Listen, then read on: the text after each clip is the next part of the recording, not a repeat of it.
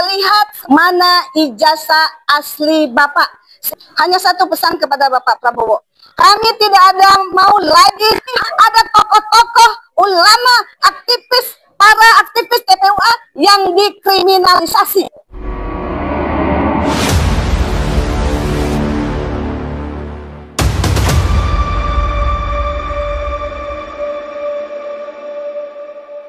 Pertama, bahwa kami memasukkan bukti baru ya kepada pihak KUA Sidik 3 bukti itu.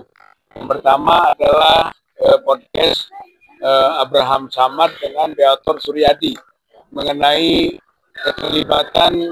dugaan keterlibatan pramuka dibuatnya ijazah palsu tersebut, dugaannya. Yang kedua adalah podcastnya Roy Suryo dengan Sentana mengenai seorang profesor yang namanya Profesor Paiman, gitu kan, yang punya peran, yang diduga punya peran juga di sana, gitu kan, karena dia itu adalah ketua relawan sedulur Jokowi, gitu kan. Dan yang ketiga adalah podcastnya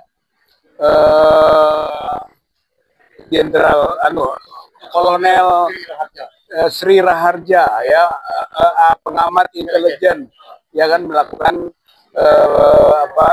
dengan Hersubno, gitu kan. Jadi itu menggambarkan detail soal siapa Paiman dan peran-peran hubungannya dengan di sana, dugaan dengan Widodo, itu kan, dengan yang lain-lain, sehingga beliau sangat meyakini bahwa Profesor Paiman ini terlibat.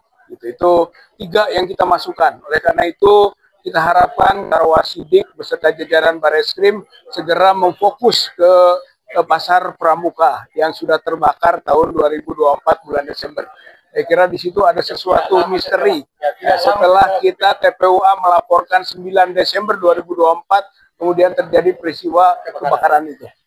Nah, yang selanjutnya adalah bahwa pihak Korwas, ya, Korwas Biro Wasidik tadi, ya, koordinator pengawasan itu merespon positif. Jadi menyatakan akan menindaklanjuti sesuai dengan apa yang ada di surat terdahulu dan mungkin akan sampai kepada gelar perkara.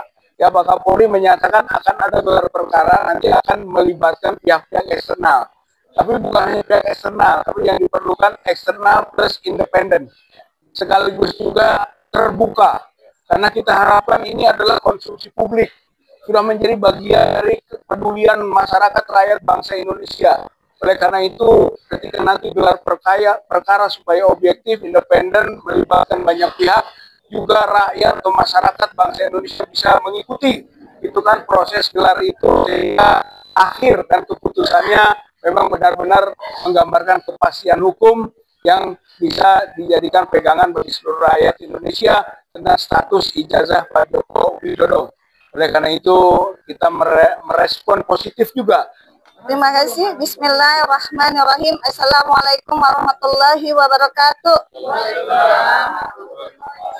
Kami dari Aliansi Emak-Emak Bergerak Lintas Provinsi bersama dengan ormas-ormas yang lain hari ini kami ikut mengawal di mana TPUA menggugat perihal desakan untuk gelar perkara khusus.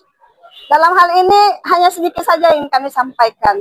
Sebenarnya kalau Pak Jokowi itu memang seorang negarawan, seharusnya dari awal-awal dulu ketika kasus Ustadz Gus Nur dengan Bambang Tri, hal yang simpel seharusnya bisa Bapak lakukan adalah tidak cukup waktu 1 menit saja.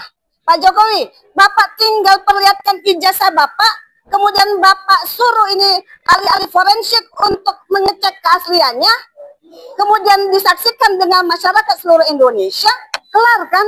Tapi sampai hari ini kami belum melihat sebagai masyarakat Indonesia mana ijazah asli Bapak. Sehingga hari ini pun banyak teman-teman kami, para tokoh-tokoh, Bunda Kurnia, kemudian ada Bang Egy Sujana, Bang Roy Suryo, Dr. Tifa, yang dilaporkan.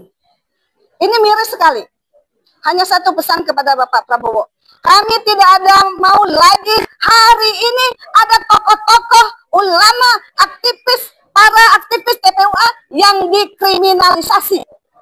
Ketika tokoh-tokoh ini yang mencari kebenaran untuk satu keadilan nanti dikriminalisasi, maka kami akan bergerak di seluruh Indonesia. Ormas-ormas emak-emak ini hari ini kami